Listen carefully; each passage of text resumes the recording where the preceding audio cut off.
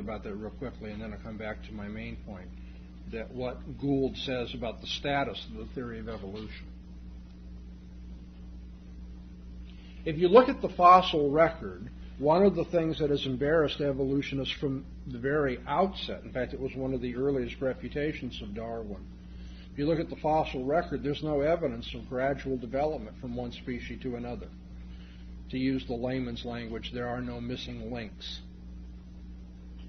And yet, given the theory, there should be almost innumerable cases of transient and intervening forms from one to another, and yet there are none.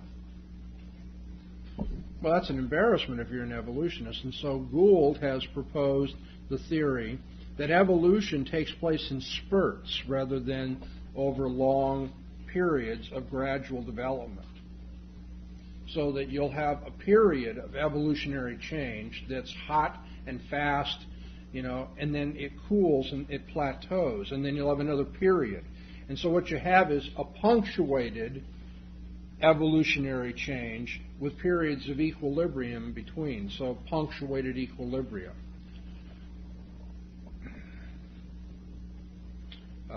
I would be happy if some of you would get hold of the tapes that I have done on the theory of evolution from our study center, from the tape ministry, and you'll do some more advanced study. In my public discussion of these matters, I explained to my students that punctuated equilibria amounts to the theory that evolution, the evidence for evolution is that there can be no evidence for it. Because you see, given Stephen Jay Gould's view of the matter, there never could be fossil evidence for evolution. So when we go to the fossil record and we don't find any evidence of evolution, the absence of evidence becomes a positive indication for our theory. This is a child's game, punctuated equilibria. What it is reasoning by embarrassment. Since the facts don't support my theory, what I'll do is I'll redevelop the theory so I can hold on to my conclusion and work my way around the facts. Which is interesting because with Huxley, we learned that evolution was an attempt to work its way around theology, around Moses and divine intervention. And by the time we get to Stephen Jay Gould, evolution is an attempt to work our way around the facts. See, this is not a scientific theory. This is a philosophical commitment. And so going back to the article where Stephen Jay Gould proposes punctuated equilibria, he says explicitly the theory of evolution is not a high-level generalization from the study of nature. It is a metaphysical commitment that we have made.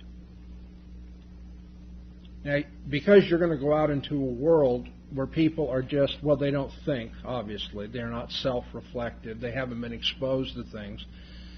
They just buy every child's story that comes down the pike. You're going to run into people who think evolution is a scientific theory. But the leading scientist, at least in our culture today, the leading proponent of evolution today, concedes explicitly in print it is not a high-level scientific generalization. He said it's a metaphysical commitment. It's a view of reality that we have adopted. And he believes the progress of science has justified that view of reality, but it is not something that comes from our exploration of the facts. And so I've given you 3 lines of evidence, first of all, that evolution is not a scientific theory, it is a philosophical theory. Any questions about this so far? Secondly, you need to know about Darwinian evolution, that the thesis was refuted immediately.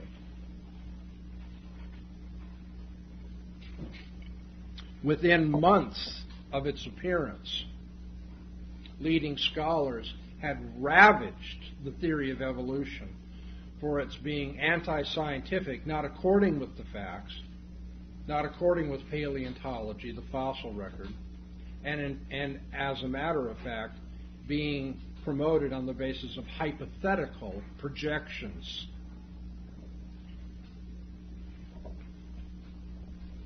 So Darwin's thesis was never scientific. The cosmetic was scientific, but it was really just covering an underlying philosophy. Secondly, the thesis was immediately refuted. Why then did it become popular? Why did it sell out on the first day? Well, as I've already indicated, because of its anti-religious motivation.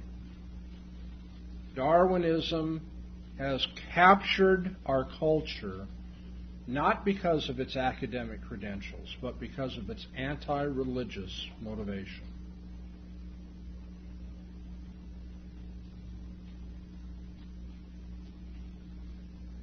Thirdly, from a philosophical standpoint, the theory of evolution is not even a scientific hypothesis subject to testing. It is only an ideological tautology. I'll let you write that down, then I'll explain what I'm saying. The theory of evolution is not a scientific hypothesis subject to testing. It is an ideological tautology. What did I tell you back when I introduced this? What did I tell you was Darwin's contribution? It was the thesis of survival of the fittest, right? Natural selection by means of survival of the fittest. And what I'm saying is survival of the fittest is an ideological tautology. It is not a thesis subject to scientific examination and refutation. Do you know what a tautology is? A logical equation. All right, when I say that all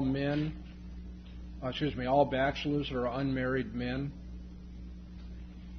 am I giving you any information that's subject to testing out in the world, or am I giving you a tautology? Bachelor is defined as an unmarried man, so of course all bachelors are unmarried men. When I say the red barn is red, I have not added anything to the information you have about the subject of that sentence by what I said in the predicate of the sentence.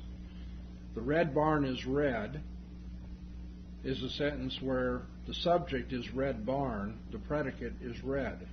So have I added anything to your knowledge of the subject when I give you this sentence?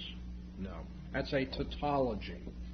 Likewise, by the way, when somebody proposes something that's supposed to be some grand factual explanation and it resolves into a tautology, that's a major embarrassment.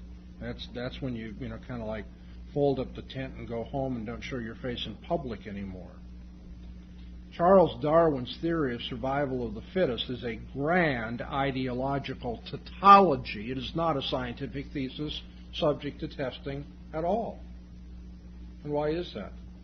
Because in order to test the thesis, you would have to be able to identify the fittest biological forms or animal forms, and then look to see whether they in fact survived.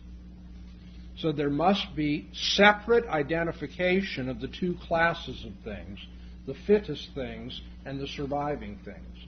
Now, if you can separately identify them, then you can test what their relationship is. Darwin's theory was the relationship is one of identity. The fittest are identical with the survivors, right? But it's only a scientific thesis if you can first identify the two classes without reference to one another. If I were to set forth this allegedly scientific hypothesis, that the best chefs in the world are all NBA basketball players. The only way in which you could test that hypothesis scientifically is if you could first identify NBA basketball players without reference to their culinary skills and identify the best chefs in the world. Okay, now I set forth this thesis. This is rather radical, I come forth and you can see all the cultural magazines covering Dr. Bahnsen proposes amazing hypothesis that the best chefs in the world are all NBA basketball players. Somebody says, hey, I've got a counterexample. They bring some guy from France who doesn't even know how to dribble a basketball. They say, here's one of the best chefs in the world, and he's not an NBA basketball player. I say, if he's not an NBA basketball player, he's not one of the best chefs in the world.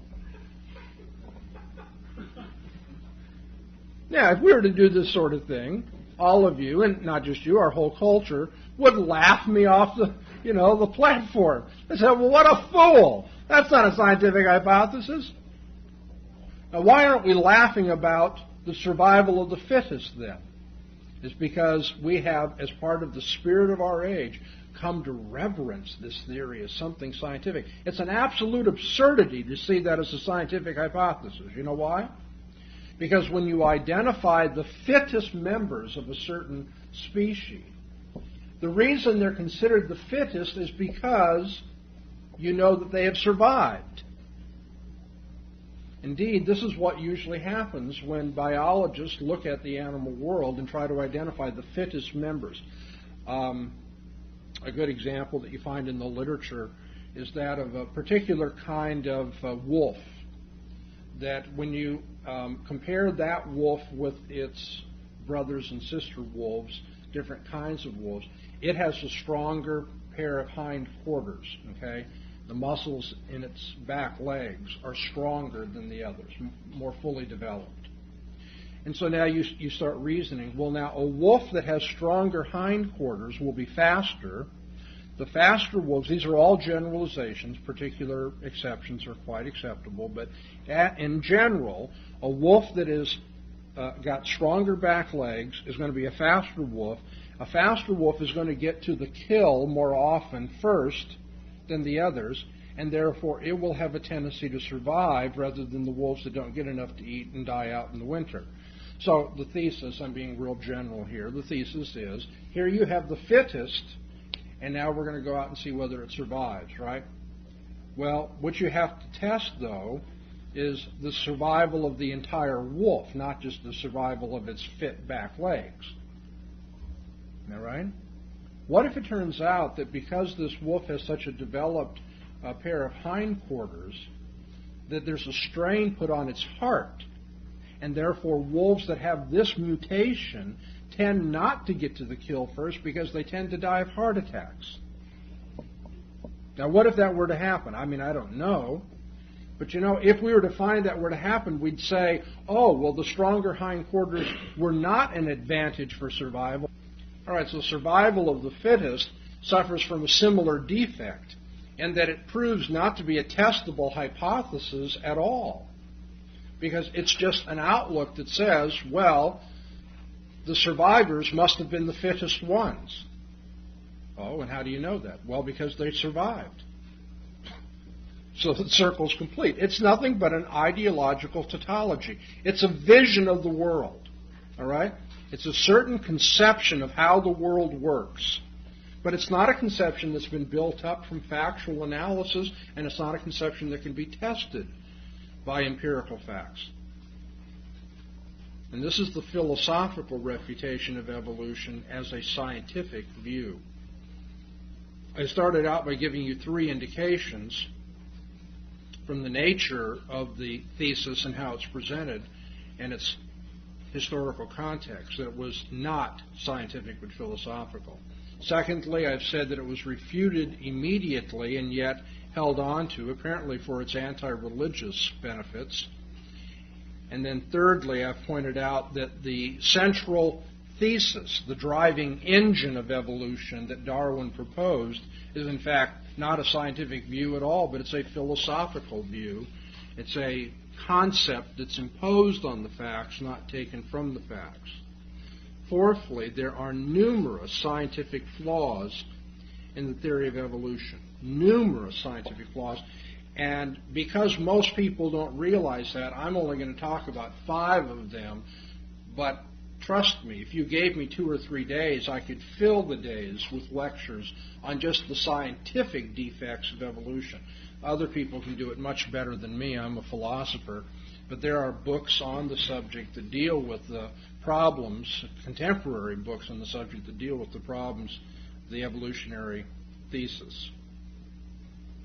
So let me just give you a few illustrations. First, the theory of evolution is workable only if the evolutionist affirms spontaneous generation or prebiotic evolution.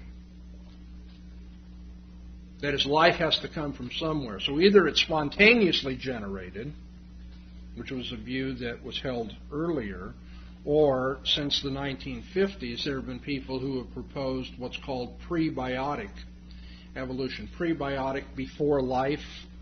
There was an evolution, a stage of chemical evolution, where things finally came together and formed cells that were alive. Now, of course, that requires that first the building blocks of life would be chemically united, so forth. So you either have spontaneous generation, which of course is a completely discredited theory, or more lately prebiotic evolution. And the thing that has given the headaches to prebiotic evolution is our increasing knowledge of DNA. If you have any study of DNA and the complexity of DNA, and also what conditions are necessary for the development of those acids and other molecules what becomes the DNA molecule, you realize that, as one book put it, it is not just unlikely, but it's virtually impossible that any kind of bringing together of chemicals incidentally would allow for the complexity of the DNA molecule. So here's the first major problem of evolution, is that it cannot account for life. Secondly, evolution by means of gradual evolution must be driven by either gradual changes or by huge mutations. And both of those hypotheses, just like the first set of hypotheses, have their difficulties. First of all, the problems in the notion of gradual changes. Darwin himself said that if there could be shown any life form that could not be accounted for, its origin could not be accounted for by gradual change, he said he would have to abandon his thesis. Well, there are so many we could offer that it's child's play. Let's ask ourselves about the theoretical possibility of the gradual development of heart-lung biological forms. That is, those animals that have hearts and lungs. Of course, you have to have them both, don't you? Heart without a lung doesn't do you any good. Lung without a heart doesn't do you any good. And let's add to this mix now the supreme difficulty that a gradual heart, an unfully developed heart, doesn't do you any good, and an unfully developed lung doesn't do you any good. And so just stop and think about it. It's child's play, intellectually. I realize intellectuals have their motivations, and so they won't acknowledge the problems. But, you shouldn't be afraid to say, no, wait a minute. I, first of all, don't see how you could have a heart develop gradually, stage by stage by stage. Because every development is supposed to be beneficial for survival. But a partially developed heart is not beneficial for survival, nor is a partially developed lung. And now we want to add now we can multiply almost to infinity the difficulty, in that even if you could get a heart gradually and get a lung gradually, it'd do you no good unless you got them both working together. It has to be simultaneous, which just factors the complexity and difficulty, like I say, almost to infinity. Gradual changes. How do you account for the feather of a bird?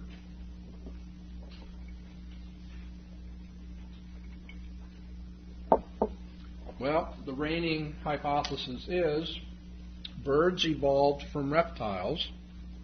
Reptiles have scaly skin. The scaly skin developed in a sagging way, and that turned into the feather of the bird.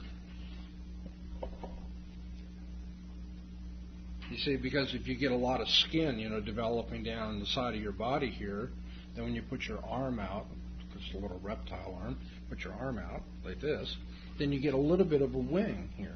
So like if you're up on the top of a rock, then as a reptile, you can go off the rock and you can glide. Yeah, go ahead and laugh. There are people in secular universities that present it to them, and they think that's a real serious hypothesis. Well, of course, there's a great difficulty in that the feather of a bird will not be beneficial for flight, will not give lift if it's not firm. All right? You can't have a flaccid wing and be able to get off the ground. It won't work. On the other hand, you can't get from the reptile's skin to the firmness of the feather in one generation. And so by gradual development, how would we ever get bird wings? I mean, the theory of evolution just cannot account for it, but I can give you even a worse one. I trust all of you have done some study of the natural world. You're not complete ivory tower philosophers like some people I know. You know something about the lungs of a bird?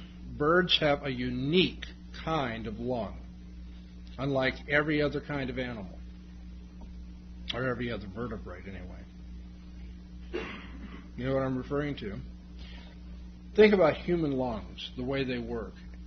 Air is taken in, okay, to my lungs, and the air goes down all the bronchial passages until it finally gets out to the end.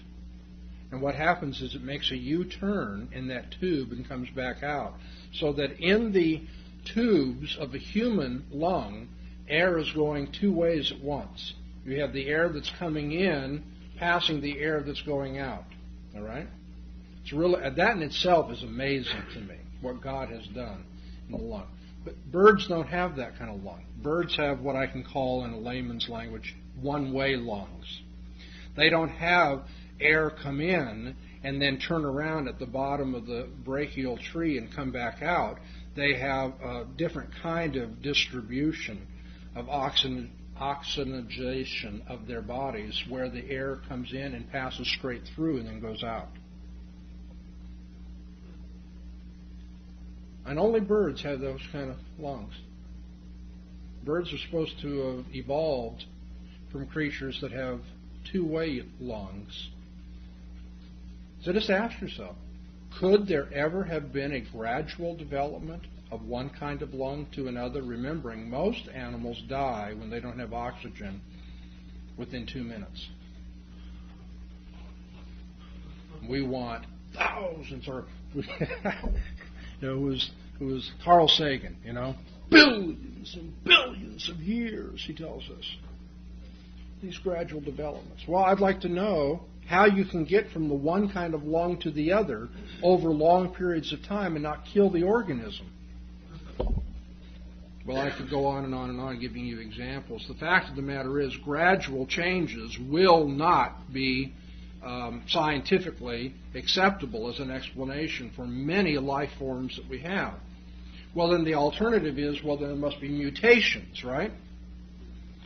The difficulty there being that we know from a study of mutations that 99.9% of all mutations are harmful to an organism.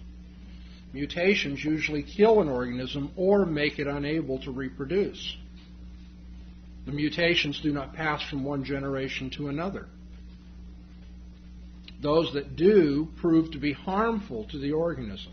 So now the theory of evolution is strapped with another difficulty. Either you have gradualism, which is asinine, really, for explaining bird lungs and human sexuality and the human eye and heart-lung mechanisms and so forth, or you have mutations, which prove to be harmful and usually not passed on to the other generation, to the future generation. Thirdly, as a scientific flaw, the theory of evolution cannot account for increasing complexity in a world that is said to be governed by chance. If chance, randomness, is the characteristic of nature, then why should there be increasing complexity?